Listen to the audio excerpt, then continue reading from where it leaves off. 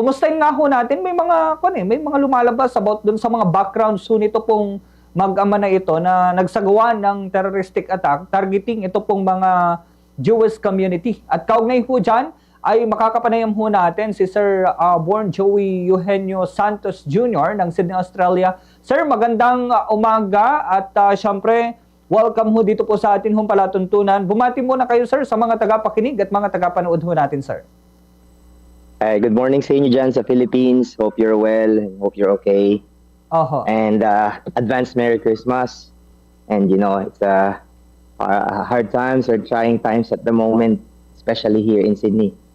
Yes, sir. Opo. Sir, no, makibalita lamang ho kami. Siyempre, you understand, nandun ho kayo, malapit ho sa Bondi Beach that time, or kung hindi man, nandun ho kayo sa mismong lugar ho that time nung mangyari ho ito pong insidente na ito.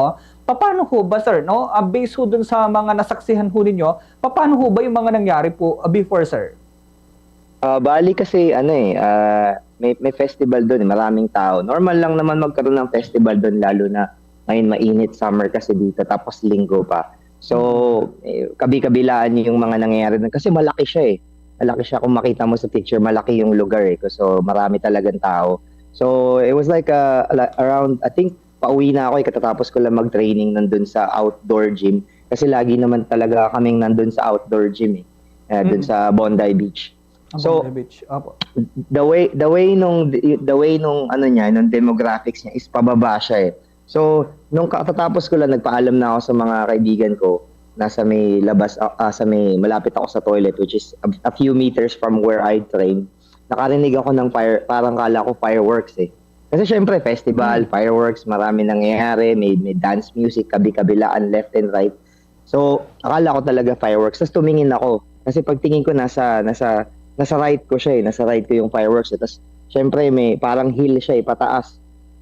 Na, tinitignan ko kung merong parang sa taas yung fireworks. Wala naman. Tapos, after mga 7 siguro, 7 or 8 na shoot, nakita ko, magsasapatos na sana ako eh. Tumalikod ako, nakita ko yung mga tao sa peripheral vision ko, tumatakbo na. Marami sila and tarantang-taranta na. Nakikita mo talaga yung mukha nila na, wow, nasa shooting range yata tayo. Kasi, about kung more or less estimate, mga 350 meters eh. Yung kung saan nanggagaling yung putok eh.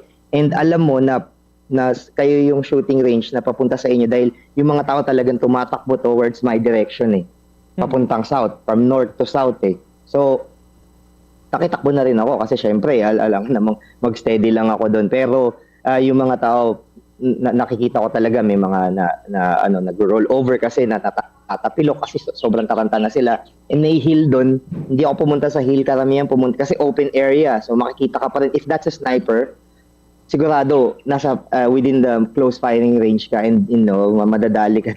So pumunta sila sa restaurant. May restaurant ako, pasok kayo dito, pero sabi ko hindi ako pupunta doon kasi syempre if this is a coordinated attack, which is likely naman talaga na coordinated attack kasi maririnig mo sunod-sunod na yung putok nang tumatakbo na yung mga tao eh. Tapos lumalakas eh. Pak, una isa-isa lang eh, and then dumadami siya ng dumadami. Pak. Sabi ko, seryoso na to ah. So, hindi ako pumasok sa restaurant kasi that will be the least thing that I can do. Kasi baka mamaya mas ma-corner pa kami dun eh. You know? And then, pinapapasok ako, sabi ko ayoko. So, dahan-dahan, naging cautious ako. Tapos, may road across doon, maraming sasakyan. So, tinitignan ko if meron bang may baril doon sa may mga sasakyan na yun eh, i-stop sa amin. Tapos, gonna spray at us. Tapos, naglalakad ako dun sa may street kung saan ako nag-park, which is the north side of the place. Nakikita ko rin pababa, may mga tumatakbo pa rin na tao. And then, dahan-dahan akong pumunta dun sa car ko na medyo siyempre nakayuko kasi dun sa street na yun, may mga pwedeng dumaan pa rin na sasakyan and then they can be one of them, stop at you and then, shoot you. Something like that. And then, pagpasok ko ng sasakyan, naririnig ko pa rin yung mga putok ng baril. Tapos ambulance, pero naririnig mo pa rin marami talagang putok ng baril sunod-sunod. Pak. It lasted about, for me, nung nandun ako, around 5-6 minutes. Mga ganun din. Tapos umaandar ako eh. maandar ako ng sasakyan ng dahan-dahan, naririnig ko pa rin may pumuputok. Tapos may mga may nakasalubong akong tao na ano na parang nakapaa siya, tapos naka-shorts and polo shirt. Karipas talaga siya ng takbo eh. Feeling ko galing siya dun sa mismong shooting area mismo, and then he witnessed something, tapos talagang makikita mo yung ano niya, yung panic sa ano niya, sa mukha niya. Tapos I was thinking it was a coordinated attack. So nag-text ako sa mga kaibigan ko na nandun mismo sa Bondi Beach. Hey, how are you? Tapos hindi pa sila sumasagot. Isa lang yung sumagot sa akin, si Nick. So sabi niya, oh man, alis ka na rito kasi baka mamaya may coordinated attack and may bomb or whatever, Tapos meron akong kaibigan na naghihintay sa akin sa Bondi Shopping Mall. Kasi susunduin ko siya para mamanood sana kami ng sunset. Sabi ko, merong dito, may shooting dito, mag-ingat ka dyan. Baka mamaya pumunta dyan. Kasi may history yung Bondi Junction Shopping Mall ng attack din. Night attack naman. So, pumunta ako doon, pinuntahan ko siya, tapos tinitingnan ko kung baka mamaya merong something din dito. Tapos sinabi ko hinanap ko agad yung security guard doon sa mall. Sabi ko, there was a shooting sa Bondi. So, be careful and alert all the security guards here on the mall kasi baka mamaya puntahan nila to. Baka mamaya mas, maraming, it is a coordinated attack. Tapos yung isang friend ko naman, pinuntahan yung mom niya sa city para sunduin kasi never know, baka mamaya dun din sa city is merong coordinated attack if this is a terrorist attack, Opo. So, yun lahat yung, by details na mga na-experience ko. Sunod-sunod yung putok eh. But yeah, it was a, terrifying ordeal kasi syempre shooting range kami. Within the shooting range.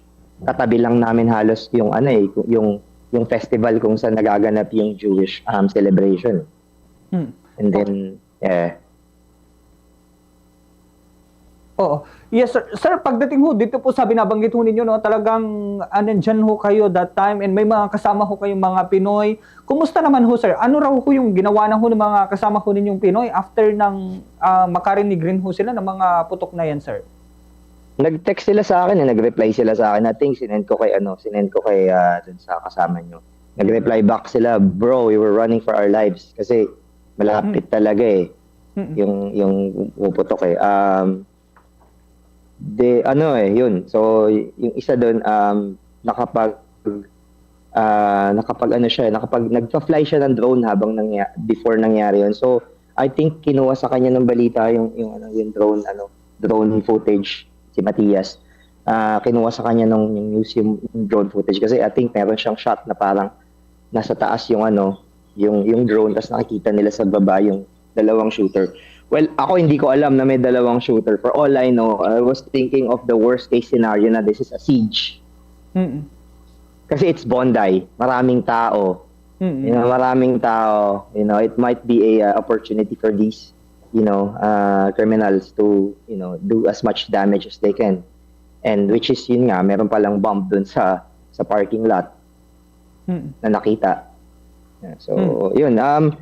Wala akong masyadong Pinoy na kasama doon. Karamihan na nandun is iba-iba ring mga nationality, like Polish, Colombian, Australian, thing like that. Yeah. Opo, sir. Sir, yung kasama ho ninyong Pinoy, probably siya po yung may kuha dito sa mga ipinapakita ho natin sa ngayon na drone shots po. Hindi, si Matias. Hindi, Polish siya mayroon siyang isang kuha na pinakita niya kay Nick yung kuha na yun. Ng drone. So, hindi ko na masyadong, inask sa kanya, patingin niya ng drone shot or anything. I think sinend niya yun sa BBC or something, or sa 7 News dito sa Australia, Sydney. Opo, sir. Sir, balikan ko lamang ho, sir, yung pong binabanggit ho ninyo, yung pong sa nangyari pong pamamaril ho dyan. Ano yan, sir? Nung pong nandun po kayo sa area, natatanaw nyo ba yung pong mga shooters mismo? Hindi po. Hindi ko na natanaw yung shooter. Ang natatanaw ko mismo yung hill ng bridge. Kasi ang itsura niya is parang makikita mo kung saan nangyari yung festival.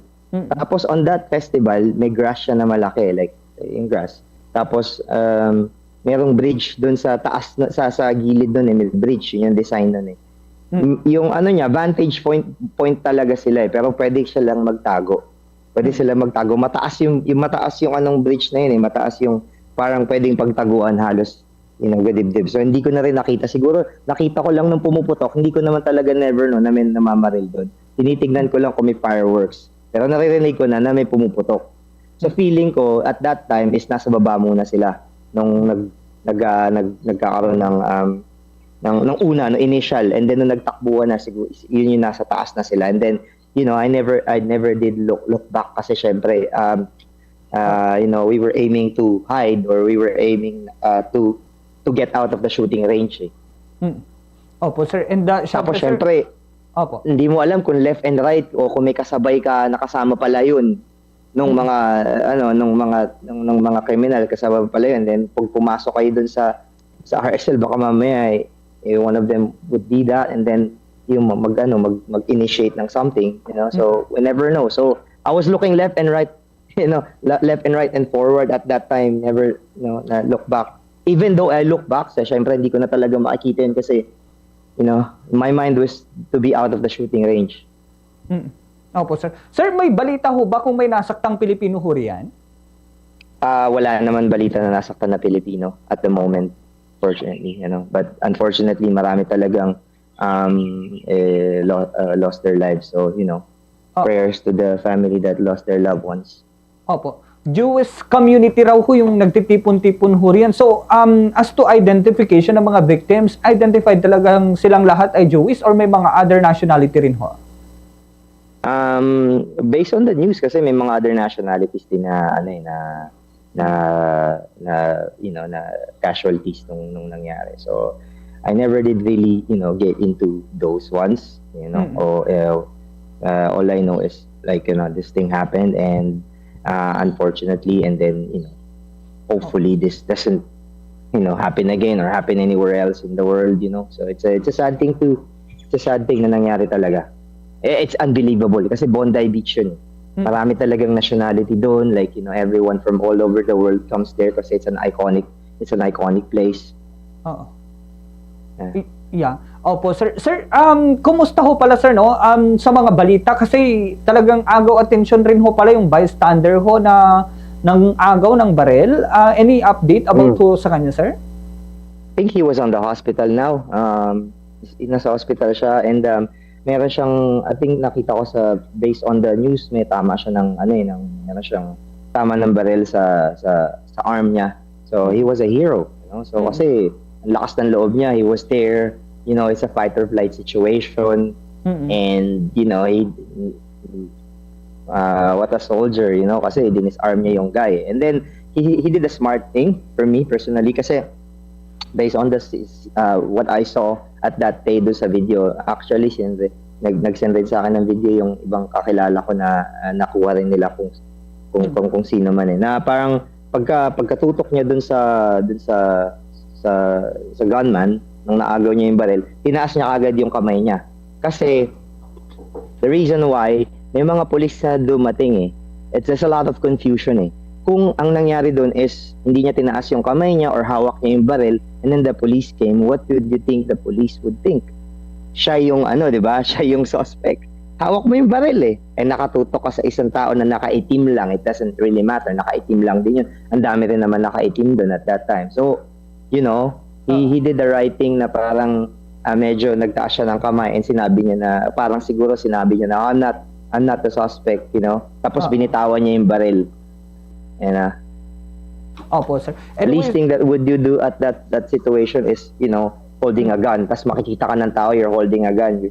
You're pointing it at someone else. Siyempre, makukonfuse yung police. Sino ba ang criminal dito sa dalawa? So, he did the right thing. Sa bagay ho, sir, So, at least, hindi naman ho siya pinaputokan ng police, sir? Hindi naman. Hindi naman ho. Oh, sir, opo, may pagkilala bang ibibigay sa kanya? Recognition. I think nakita ko online, there was a lot of praise, a lot of recognition. But I think ibabalita yun, one of these days, or it's online na.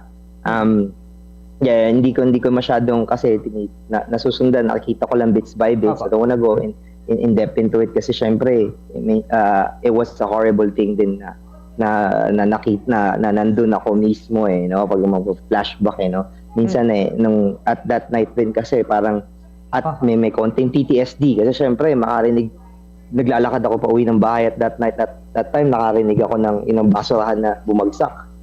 Akala ko putok. Alam mo yung gano'n, magkakaroon ka talaga if you're at that moment. So needless to say, you know, there would be a recognition and there should be a recognition as well for that guy.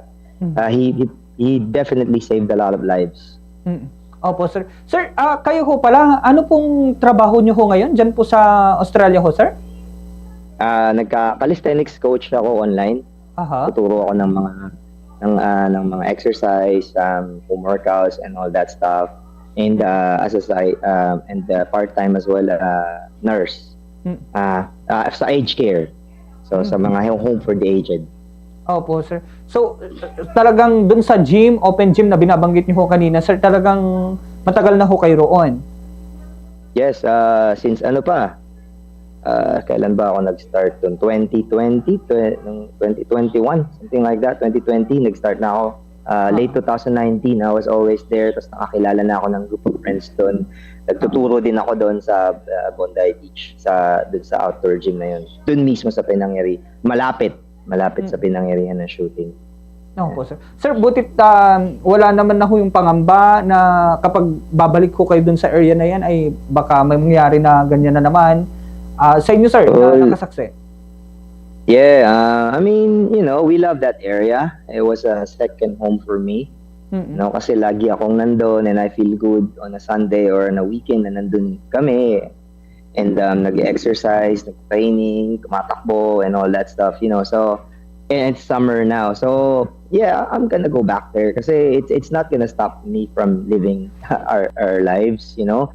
Siguro at this point mas magiging aware na ako, you know, mas more, you know, if there's a lesson that I've learned, you know, be more aware of your surroundings, you know. So but anyways, you know, we never know kasi sabi ko habang nangyayari yung at the back of my mind habang nangyayari yung barilan, I'm like, if this is my time, this is my time, you know. At that time, nung talagang nagpa-panic mode na lahat. If this is my time, this is my time, and you know, it's gonna happen on the place that I love, you know. I'm gonna end up on the place that I love, which is Bondi Beach.